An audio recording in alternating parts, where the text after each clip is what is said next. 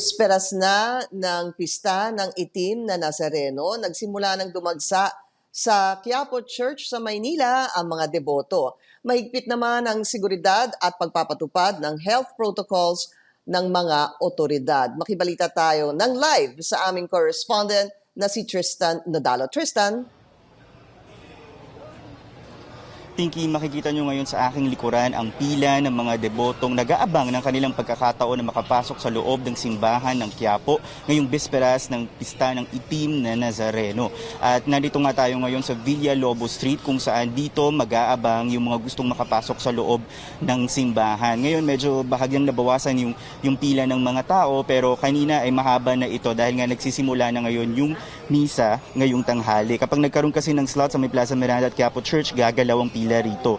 Wala na rin mga nagtitinda sa lugar dahil nagkaroon ng road clearing operations kahapon. May social distancing markers sa sinusunod ang mga deboto. Nakaantabay rin ng mga pulis at iba pang volunteer gamit ang kanilang mga yantok para masiguradong nasusunod ang health protocols dito sa lugar. Ilan sa mga debotong nakausap natin, mas gusto pa raw ang ganitong setup ngayong taon dahil walang siksikan, walang tulakan at hindi nagkakagulo ang mga deboto. Yung iba naman, hindi raw natitinag kahit may banta ng coronavirus para matupad ang kanilang taunang panata.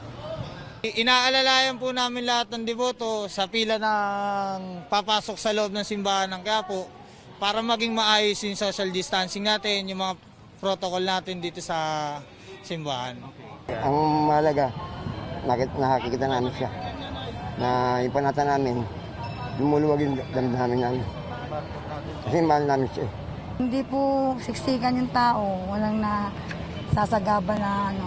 Sana maging maayos po ang maging maayos na po ang ano natin ngayon dahil sa COVID. Okay, matapos na. Matapos na po sana to. So ngayon, Pinky, mahigpit na binabantayan yung entry at exit points papasok at palabas dito sa simbahan ng Quiapo, at ang huling misa dito sa simbahan ay mamayang alas 9 ng gabi bilang pagsunod pa rin sa curfew na umiiral naman sa Maynila. So bawal mag-overnight yung mga deboto at hindi rin sila papayagang pumila in advance para sa unang misa sa traslasyon. Balik sa'yo, Pinky. Oo. Gagawin pa ba, Tristan, yung nakasanayan na pahalik o kaya yung pagpunas ng panyo sa poon? At papayagan din ba yung mga nakapaang deboto?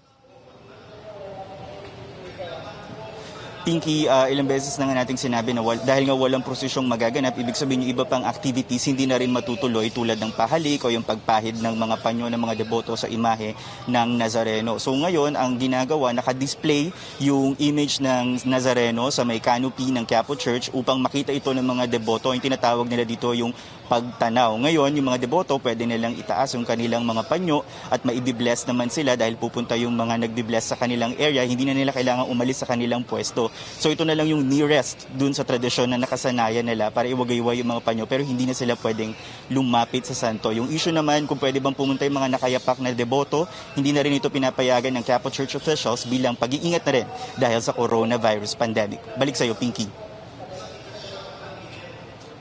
Okay, maraming salamat sa iyo, Tristan Nodalo, nagbabalita ng live mula sa Quiapo Church.